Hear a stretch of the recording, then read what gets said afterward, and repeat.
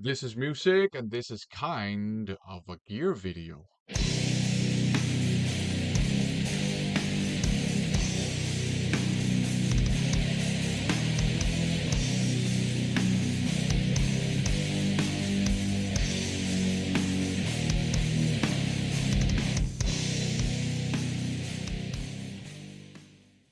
I don't normally do gear videos on this channel because, if I'm being honest, I'm not interested in gear.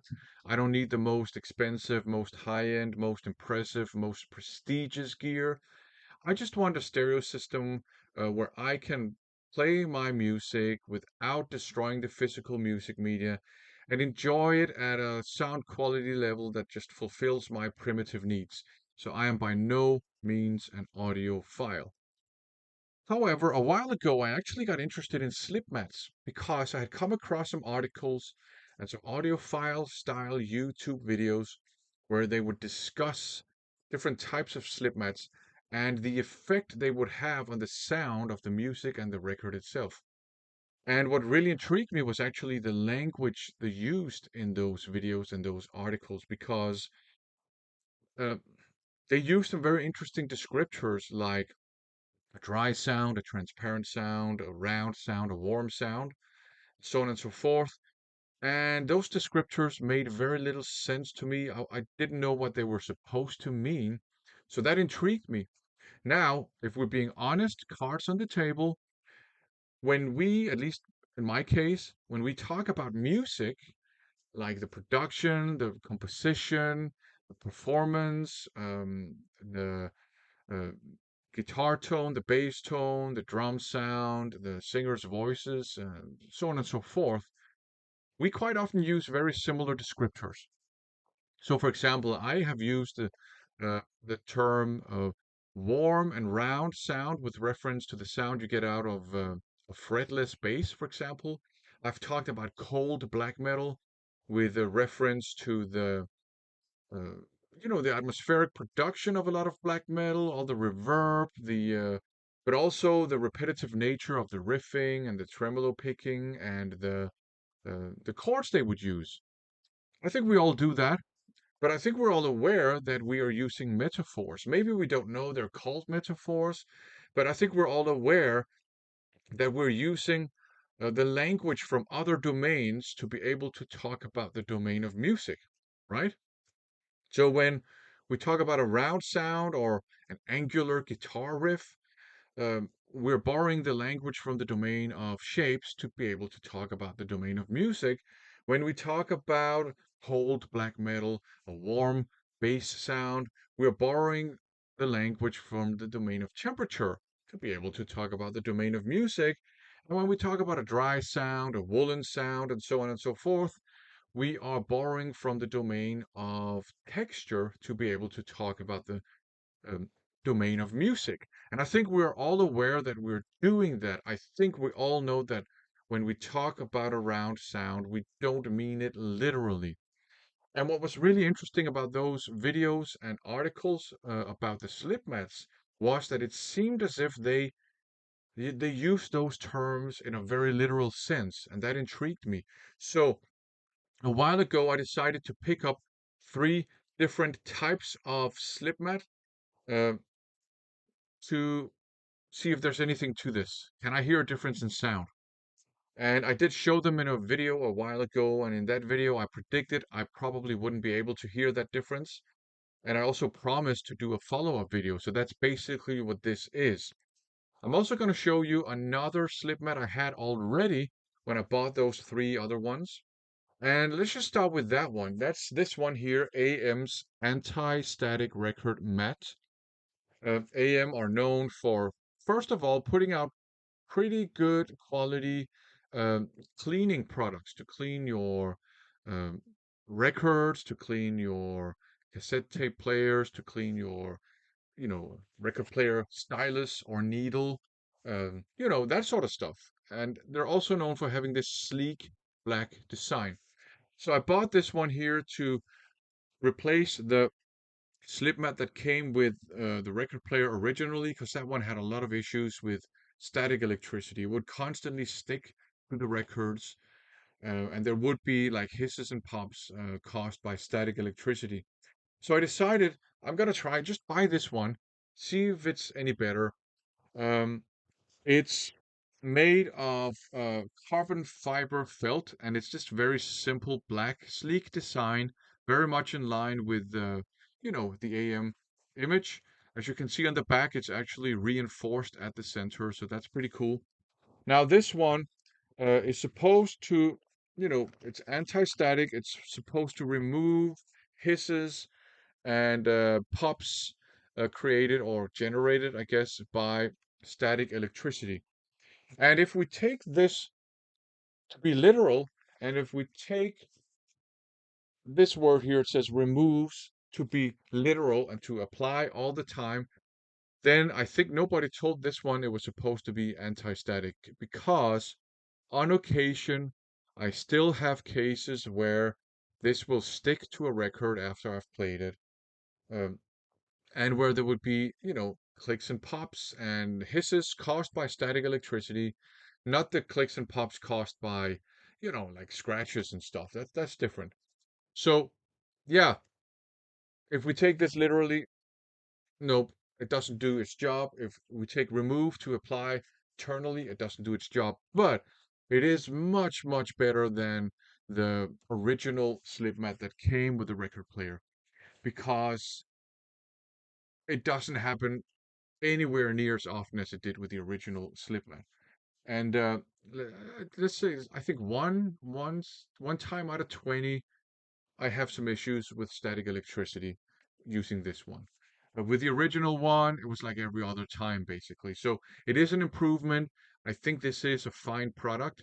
Just don't take this to be, literal, and don't take it to mean that it always removes effects of static electricity. Now, to AM's credit, they don't, at least not when I bought it, they didn't market that Slipmat with reference to sound other than removal of clicks and hisses and pops and stuff.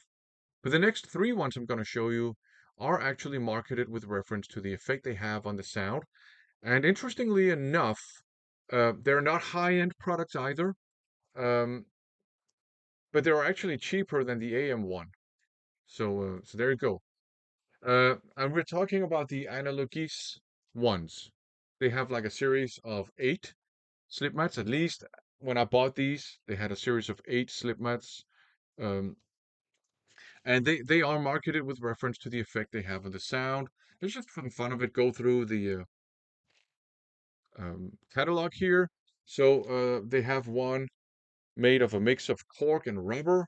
They have one made of pure cork. They have one made of clear acryl, and they have one made of white acryl, and they have another carbon uh, fiber felt one, like the AM one I showed you. This is just their version, and they have one made of leather. You got a black version, and you got a red version, where half of it is red, half of it is black, which is pretty cool. And they also have one that's all black. And then they have one that's made of pure felt, not pure filth. And they have one that is felt mat with stroboscopic. So yeah, 8 different ones.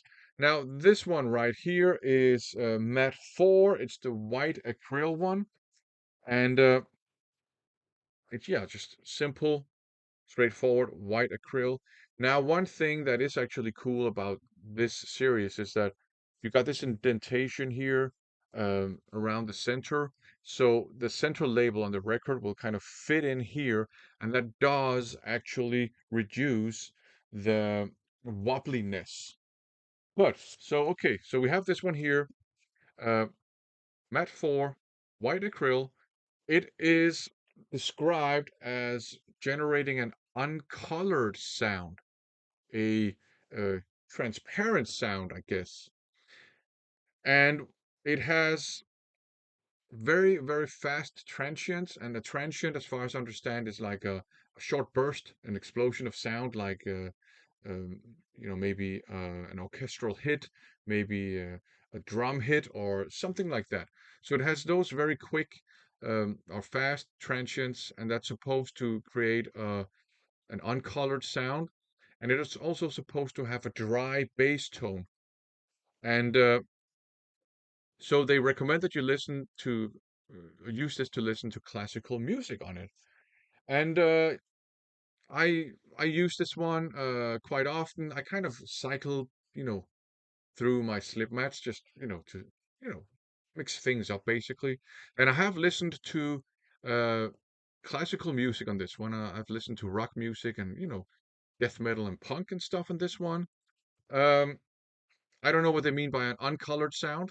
Um, doesn't sound uncolored to me. Transparent sound. I don't know. I assume a sound that's not influenced by all sorts of other things. I think the logic is that because this is made of a plasticky substance and records are made of a plasticky substance, that the sound is clearer and cleaner. Yeah, I don't hear any difference in sound between this one and the AM one I just showed you. So I can't tell you what they mean by a dry bass. I can't tell you what they mean by an uncolored sound. And I can't say why that one is better with classical music than the AM one. So yeah, I don't think it has any impact on sound on my stereo system at least. Then there's this one here. That's the one made of pure cork. As you can see, they all come in the same jacket, and then you just got a sticker on it telling you what specific product we're dealing with. So this one here is made of pure cork. As you can see, it also has that indentation. So, and that is a plus, I have to say. Just with the wobbliness, that is actually a plus um, that it has this indentation. So if nothing else, this brand has this going for it.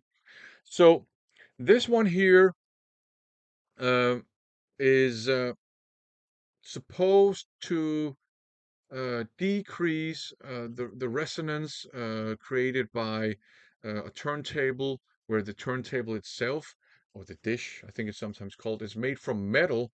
And that's actually the case of the record player I have. The dish itself is made from metal. So I figured I should try this one, pick it up, see if it does anything. Uh, it's also supposed to uh, decrease static electricity. Um, which it does. I've had very few instances of this one sticking to records. I think I've experienced it twice. And so it has that going on for it. Now, in terms of the sound, this one here uh, is supposed to give you a slightly more high frequency based information. This is what I'm reading it out loud from the notes. So a little bit more on the high frequencies, and it's supposed to improve again, the transients. So as you may have guessed, I cannot hear any difference. High frequency, low frequency, bass, transient, whatever. I can't hear any difference between this and the AM1 and the Acryl one. I just can't tell any difference. But this one has a good thing going for it. Um, it's, you know, um, nice to touch. It looks kind of cool. And it does, again, with this thing here, it does um, decrease the wobbliness. Um, I can't hear if there's any like difference in the resonance because I don't know what that sounds like because I'm not an audiophile.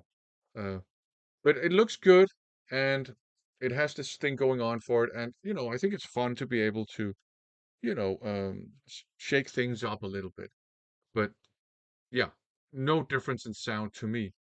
And the third one is actually the all black leather one.